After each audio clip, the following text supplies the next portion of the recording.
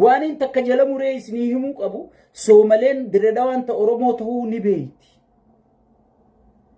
Jijjiga ta Oromoo ta'uu ni beeyti. Sigale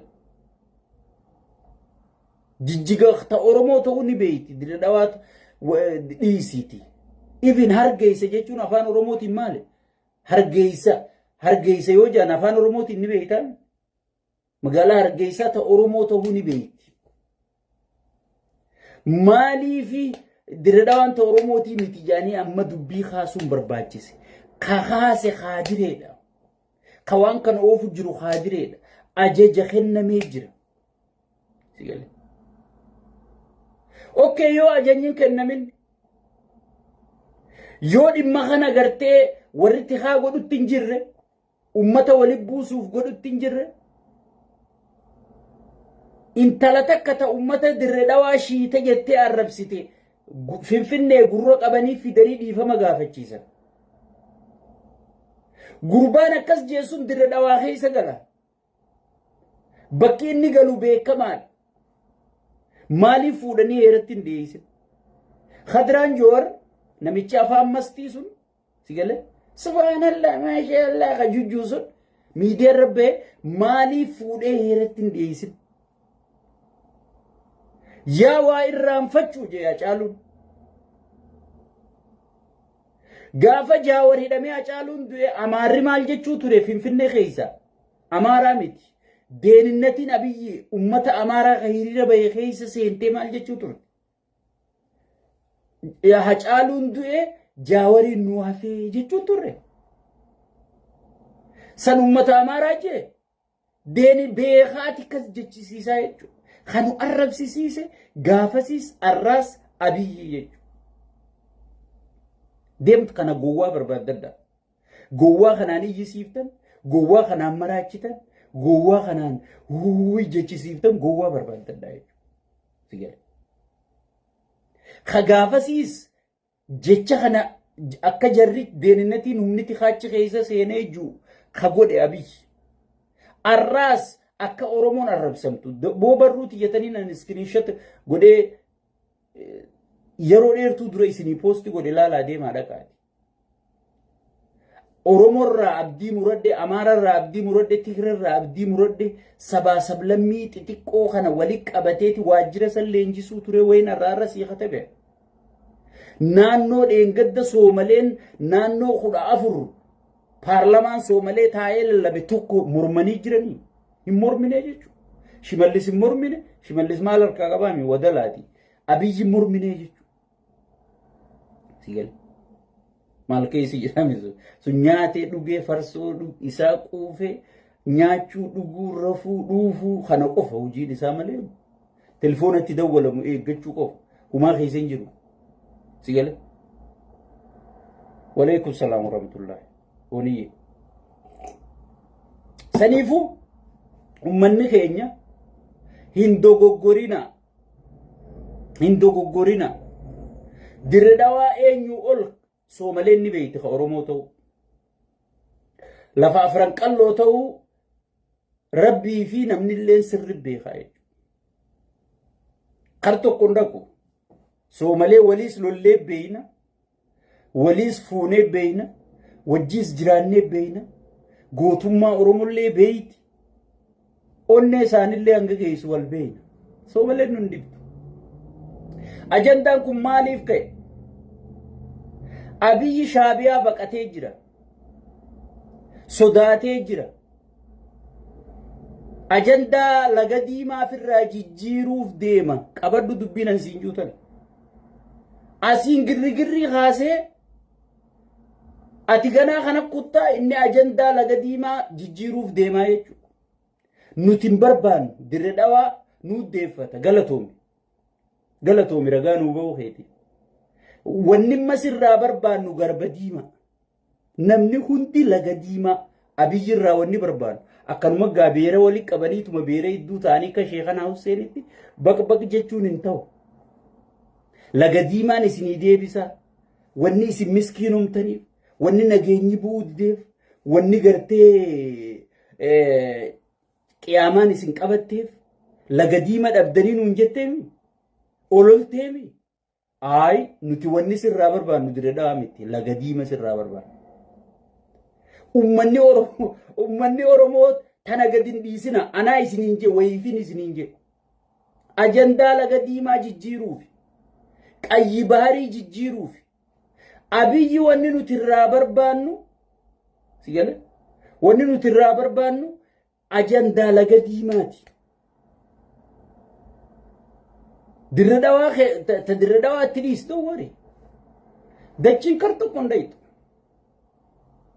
sigale Soomalee maaliin duchisiise qabsoon Oromoo jabaatte hayyoonni Oromoo wal ta'e keessaa fi alaa walit dhufe ka walittin dhufu je hundi walit dhufe ka walin beeku je hundi wal baree kaniin adda baasee je hundi na duuba walit deebi'e qabsoon Oromoo jabaattee dhufteeti ajandaa uumnee dafnee Oromoo tana gargar baasuu qabnaadha.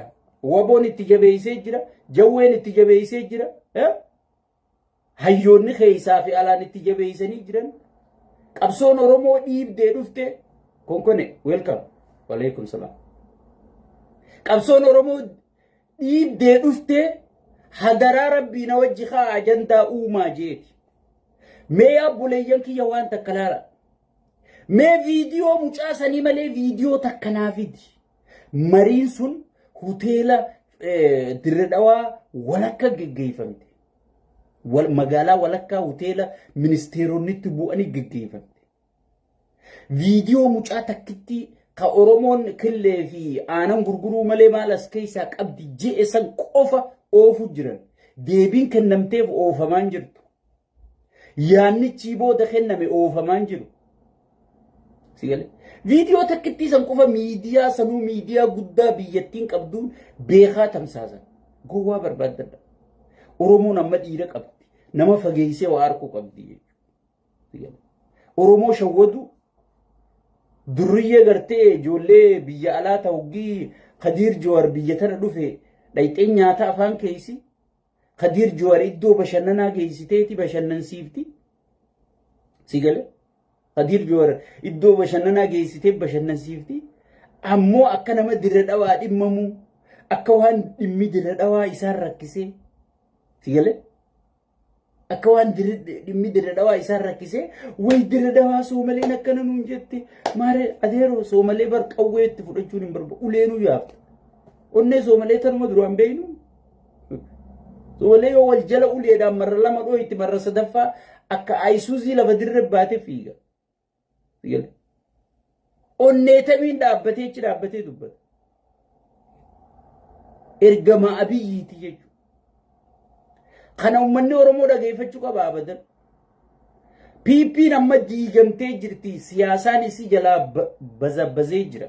Waan gootuu fi waan dhiiftu wallaaltee TikTok irra baatee diinaa muftii TikTok irra dhufee bar koppiliinki sheer invite jechuu eegalee bar. Nama isaan dhaga'uu dhabanii miidiyaa dilasan baay'ataan bitanii miidiyaa biyya alaa bitanii yuutuubaroota bitanii sigale nama isaan dhaga'uu dhabaniiti amma waliin bu'insaa deeman. Abiyyi wanni waliin bu'insa kana fideef laga diimaa dhiisuuf deema. Ani isinii barreesseetiin jira balaa barruuti screenshot godhadheetiin qaba. Gaafa inni dhiise yaannaa'unsi godhe hunolaalan duriin sii mijeetu hanga sii dhiisuu ta'a. Sigale arra siin himne shaabiyaa sodaateeti Soomalilaandi magantaa seenuu jiraa jee arra siin himne. Ajandaa sangartee dhaadatee way qabaa ganna dhiisaa jee osoon hayyoonni aboodaa dubbiin akkanaa miti aboo rabbii jiidhaaf osoon janiini hayyoota dhageeffachuu dhiisee dhaadatee maraatee ajandaan sun akka if duuban deebine bakka if duuban deebine uggii dhaqu mazmuurii hunda gayyaasee garba diimaa miixirqishoo miilliyyoo jechisiisee nama lafa dhiichisiisee sigale waan godheefi ajandaa biroo kaasee jala darbuudhaaf arra kana gaffidee jechuudha. Nuti Abiyyi irraa wanni barbaannu dirree dhawaa miti laga diimaadha. Namni hundinuu tanarratti xiyyeeffadha. Abiyyi laga diimaa nuuf fiduu qaba. Sigale Abiyyi wanni isarraa barbaannu laga diimaadha malee dirree dhawaa miti. Dirredawaa heerinuu deebiitti kan zigal suwwaan rakkoo qabu miti. Waan sakanditti osoo furmaatatti barbaadee furuu danda'u jechuudha. Uummanni Oromoo waan ajandaan kun dhufeef ergasii himne booda maal gochuu sirri jira? Qabsoo ta'e jabeessu. Qabsoon teetti mudditee jirti. Hayyoonni kee wal dhagayanii keessaa fi alaan woboo cinaa hiriiranii dhaabbatanii sigalee sirna kana gartee boolla qotanii gadi fageessanii dhaabuu yaan gaafa sirna kee dhaabbatte gaafa nama gartee si fakkaatuun bulte gaafa ijoollee teetiin hoogganamte gaafa warra sabboonummaa qabu ilma kee gudeedaatiin biitti qabamte dirre dhawaa miti hargeessi deebii harkata magdashoon deebii harkatti sigalee lafa teenya irra jiraatan jarri nutiin lafa isaan irra jiraanna isaaniin lafa teenya irra jiraatan durumaanuu lafa namarra dhufanii gaafa referendamii jedhan dubbiin akkamitti akka jirtu